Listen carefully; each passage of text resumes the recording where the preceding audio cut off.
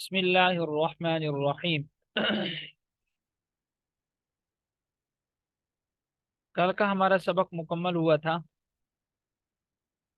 قلع اور کلتا سے متعلق ہم نے پڑھا تھا۔ قلع اور کلتا سے متعلق ہم پڑھ رہے تھے تاکید کی بحث۔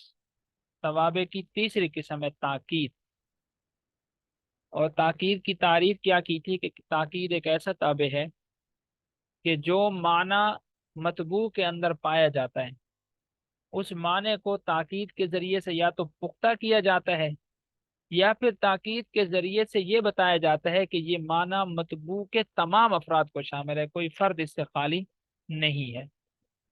پھر آگے ہم نے تاکید کی دو قسمیں پڑھی تھی، تاکید معنوی اور تاکید لفظی۔ تاکید لفظی تو بالکل آسان ہے کہ آپ ایک لفظ کو تکرار کے ساتھ لے کر آ جاتے ہیں، اور تاکید معنوی کے کچھ الفاظ ہیں، ان میں سے ہم نے نفس کا لفظ پڑھا تھا اور عین ان کا لفظ پڑھا تھا، اور پھر ہم نے پڑھا تھا کہ نفس اور عین یہ مذکر مؤنث دونوں کے لیے استعمال ہوتے ہیں۔ البتہ یہ ہے کہ جب آپ اس کو مؤنث کے لیے استعمال کریں گے تو اس کے آخر میں ضمیر بھی مؤنث کی لائیں گے، اور جب اس کو مذکر کے لیے استعمال کریں گے تو ضمیر بھی آخر میں مذکر کی لائیں گے۔ اسی طرح یہ واحد تثنیہ اور جمع کے لیے بھی استعمال ہوتا ہے، نفس اور عین۔ جیسے آپ کہتے ہیں جانی زید نفسہ، کہ زید ہی میرے پاس آیا ہے، جانی زید عینہ، کہ زید ہی میرے پاس آیا ہے، یا جاتنی فاطمہ تو نفسہا، کہ فاطمہ ہی میرے پاس آئی ہے۔ بہرحال اسی طرح پھر تثنیہ جمع کے لیے آپ آخر میں ضمیر کا کیا کر دیں گے، فرق ڈال دیں گے، اور اسی طرح لفظ کو بھی پھر تثنیہ جمع لے کر آئیں گے۔ یعنی نفس کا لفظ جب مذکر واحد کے لیے آئے گا تو نفس کا لفظ بھی مذکر اور واحد آئے گا، جب تثنیہ کے لیے آئے گا تو یہ یا تو تثنیہ آئے گا یا جمع آئے گا، اور جب جمع کے لیے آئے گا پھر آپ اس کو جمع ہی لائیں گے، نفس، نفسانی اور انفس۔ اس کے بعد ہم نے پڑھا تھا قلع اور کلتا، یہ دو بھی تثنیہ کے لیے استعمال ہوتے ہیں، واحد اور جمع کے لیے یہ دو استعمال نہیں ہوتے، بلکہ یہ کس کے لیے استعمال ہوتے ہیں، تثنیہ کے لیے استعمال ہوتے ہیں۔ البتہ یہ ہے کہ قلع مذکر تثنیہ کے لیے اور کلتا مؤنث تثنیہ کے لیے، اور ان کے آخر میں بھی تثنیہ کی ضمیر آپ کیا کریں گے، اضافی طور پر ڈال دیں گے۔ جیسے مثال تھی قام الرجلان کلاہما اور قامت المرأتان کلتاہما۔ اب آگے چلتے ہیں۔ وَكُلٌّ وَأَجْمَعُ وَأَقْطَعُ وَأَبْطَعُ وَأَبْصَعُ لِغَيْرِ الْمُثَنَّى بِاخْتِلَافِ الضَّمِيرِ فِي كُلٍّ وَالصِّغَةِ فِي الْبَوَاقِي تقول جان القوم كلهم أجمعون أقطعون أبطعون أبصعون وقامت النساء كلهن جمع قطع بطع بصع۔ بس یہاں تک دیکھیں۔ یہاں سے مصنف رحمۃ اللہ تاکید معنوی کے 5 اور الفاظ بیان فرما رہے ہیں، اور وہ ہے کل، اجمع، اقطع، ابطع اور ابصع۔ مصنف رحمۃ اللہ علیہ فرماتے ہیں کہ تثنیہ کے علاوہ کے لیے یہ استعمال ہوتے ہیں، کل، اجمع، اقطع، ابطع، ابصع، یعنی واحد کے لیے بھی استعمال ہوتے ہیں یہ، اور جمع کے لیے بھی، تثنیہ کے لیے استعمال نہیں ہوتے، تثنیہ کے لیے استعمال نہیں ہوتے۔ اب ان کو استعمال کرنے کا طریقہ کیا ہے؟ ان کو استعمال کرنے کا طریقہ یہ ہے کہ کل، اس کے آخر میں آپ ضمیر تبدیل کریں گے، واحد مذکر ہوگا تو اس کے آخر میں ضمیر بھی واحد مذکر کی آ جائے گی، جمع مذکر ہوگا تو اس کے آخر میں ضمیر بھی جمع مذکر کی آ جائے گی، اور اگر یہ مؤنث کے لیے ہوگا تو اس کے آخر میں ضمیر بھی مؤنث کی آ جائے گی۔ کلن کی بات کر رہا ہوں کیونکہ کلن خود نہ تو واحد بنتا ہے نہ جمع بنتا ہے، بلکہ یہ اس میں واحد ہے، یعنی ہمیشہ یہ واحد ہی کے لیے استعمال ہوتا ہے، اس میں واحد ہے۔ اس میں واحد کا مطلب یہ ہوتا ہے کہ ایسا لفظ کہ جو واحد اور جمع دونوں کے لیے استعمال کیا جائے، اس کی علیحدہ سے جمع نہیں ہوتی۔ جیسے مثال کے طور پر کل کا لفظ ہے، اس کی علیحدہ سے کوئی جمع نہیں ہے، لیکن اس کا استعمال واحد کے لیے بھی ہوتا ہے اور جمع کے لیے بھی ہوتا ہے۔ اور جو باقی الفاظ ہیں اجمع، اقطع، ابطع، ابصع، یہ 4 جب جمع مذکر کے لیے لائیں گے تو ان کو جمع لے کر آئیں گے، ان کے آخر میں ضمیر نہیں آتی۔ اجمع کی جمع اجمعون، اقطع کی جمع اقطعون، ابصع کی جمع ابصعون۔ اور جب اس کو آپ واحد کے لیے لائیں گے تو اجمع، اقطع، ابطع ایسے ہی لے کر آ جائے گا، اور جب مؤنث کے لیے لائیں گے تو پھر اس کی مؤنث کی جمع آتی ہے جمعو، مؤنث کی جمع کیا آتی ہے، جمعو، قطعو، بطعو، بصعو، اس وزن پر آپ اس کی جمع لے کر آ جائیں گے۔ آسان ہے، مشکل نہیں ہے۔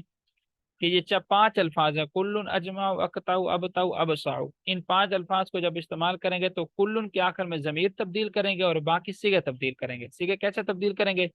مذکر کے لیے مذکر کے صیغے، مؤنث کے لیے مؤنث کے صیغے۔ اب مذکر کے لیے کون سے صیغے استعمال ہوتے ہیں؟ اجمع واحد مذکر کے لیے، اجمعون جمع مذکر کے لیے، اسی طرح باقی بھی۔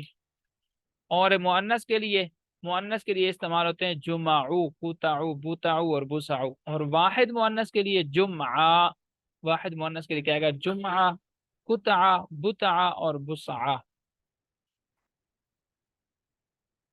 وکلن، اور کلن، اجمع، اقطع، ابطع، ابصع، یہ سارے کے سارے لغیر المثنى، یہ تثنیہ کے علاوہ کے لیے استعمال ہوتے ہیں۔ باختلاف الضمیر فی کلن، کلن کے اندر تو ضمیر کا اختلاف ہوتا ہے، والصیغۃ فی البواقی، اور باقی کے اندر صیغے کا اختلاف ہوتا ہے، ضمیر اس میں استعمال ہی نہیں ہوتی۔ تقول، جیسے آپ کہیں گے جان القوم کلهم اجمعون، کہ میرے پاس ساری قوم آئی۔ اقطعون، ابطعون، ابصعون، سب کا معنی اجمعون ہی ہے، یعنی سب، معنی الگ الگ نہیں ہے۔ کلن کا معنی بھی سب، اور اجمع، اقطع، ابطع، ابصعون، سب کا معنی بھی ایک ہی ہے، سب۔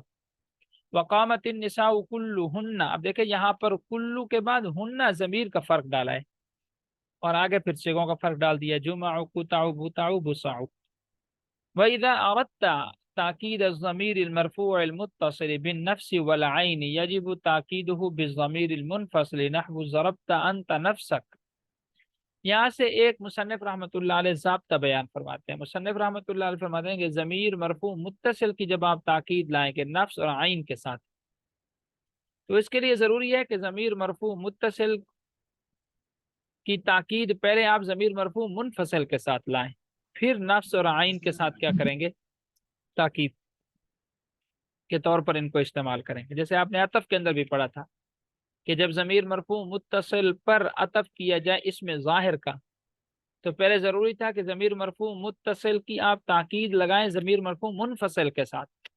اسی طرح آپ نے پڑھا تھا کہ ضمیر مجرور متصل پر جب عطف کیا جائے کسی اس میں ظاہر کا، تو اس میں ضروری تھا کہ اس میں ظاہر سے پہلے حرف جار کا آپ اضافہ کریں، تو کچھ چیزوں کا اضافہ کرنا پڑتا ہے۔ تو یہاں پر بھی ایسے ہی ہے کہ ضمیر مرفوع متصل کی جب آپ تاکید لانا چاہتے ہیں نفس اور عین کے ساتھ، تو ضروری ہے کہ ضمیر مرفوع متصل کی تاکید پہلے آپ ضمیر مرفوع منفصل کے ساتھ لائیں۔ مثال دیکھیں، ضربت انت نفسک، اب دیکھیں ضربتا کی تا ضمیر، اب یہ ضمیر مرفوع متصل ہے، آپ چاہتے ہیں کہ میں اس کی تاکید نفس یا عین کے ساتھ لاؤں، تو لائیں آپ ضمیر اس کے ساتھ تاکید، کوئی مسئلہ نہیں۔ لیکن کریں گے کیا کہ اس کے بعد پہلے آپ ضمیر مرفوع منفصل لے کر آئیں گے، اور ضمیر مرفوع منفصل واحد مذکر مخاطب کے لیے کیا آتی ہے؟ انت۔ وَإِذَا أَرَدْتَ، اور جب آپ ارادہ کریں تاکید الضمیر المرفوع المتصل، ضمیر مرفوع متصل کی تاکید کے لیے نفس اور عین کے ساتھ، یجب تاکید ہو، تو ضروری ہو جاتا ہے اس کی تاکید لانا بالضمیر المنفصل، ضمیر منفصل کے ساتھ، نحو جیسے ضربت انت نفسک۔ ولا یؤکد بکل واجمع الا ما له اجزاء وابعاد یصح افتراقها حسا كالقوم۔ یہاں سے مصنف رحمت اللہ علیہ ایک فائدہ بیان فرما رہے ہیں، وہ فائدہ یہ ہے کہ کل اور اجمعو، ان کے ساتھ آپ تاکید لائیں گے ایسی چیز کی جس کے اجزاء ہوں اور جس کے حصے ہوں۔ ایسی چیز جس کے حصے اور اجزاء نہیں ہے، اس کی تاکید کل اور اجمعو کے ساتھ آپ نہیں لا سکتے۔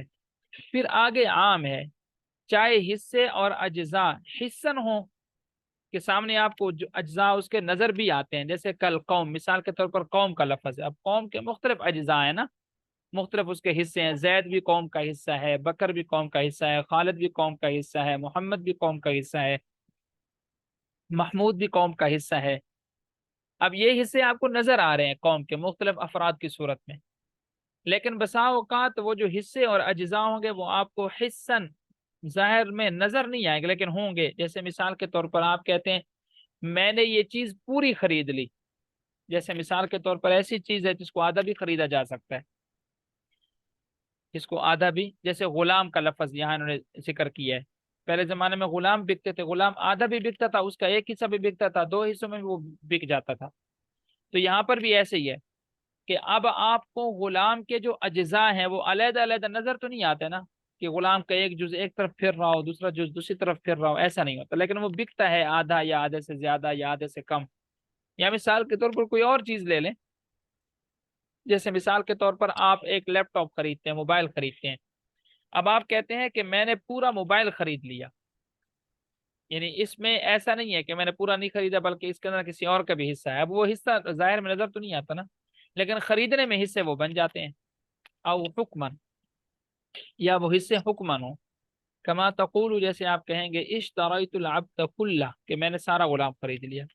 ولا تقول، آپ یہ نہیں کہہ سکتے اکرمت العبد کلہ، کہ میں نے سارے غلام کا اکرام کیا، کیونکہ اکرام جو ہے وہ پورے ہی غلام کا ہوتا ہے نا، اس کے اجزاء تو نہیں ہو سکتا کہ آپ غلام کے سر کا تو اکرام کریں، اس کے پاؤں کا اکرام نہ کریں، پاؤں پر کلہاڑیاں مارے، ایسے تو نہیں ہوتا نا. اکرام کریں گے تو پورا کریں گے، نہیں کریں گے تو بس نہیں کریں گے. اس کے اکرام کے تو اجزاء نہیں ہو سکتے ہیں، لیکن خریدنے کے اجزاء ہو سکتے ہیں. وعلم، یہاں سے ایک اور فائدہ بیان فرما رہے ہیں. فرماتے ہیں کہ یہ جو آپ نے تاکید کے الفاظ پڑھے ہیں، اقطعوا ابتعوا ابصعوا، یہ سارے جو ہیں یہ اجمعوا کے تابع ہیں.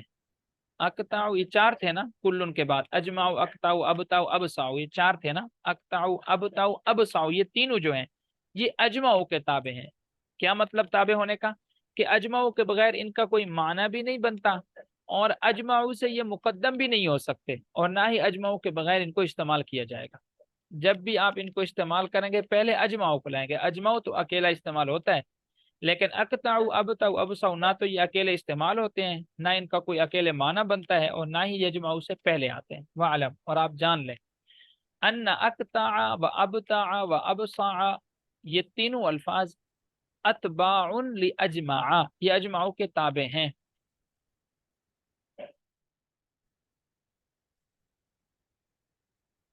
اچھا، اتباع یہ صیغہ بھی آپ سے پوچھتا ہوں.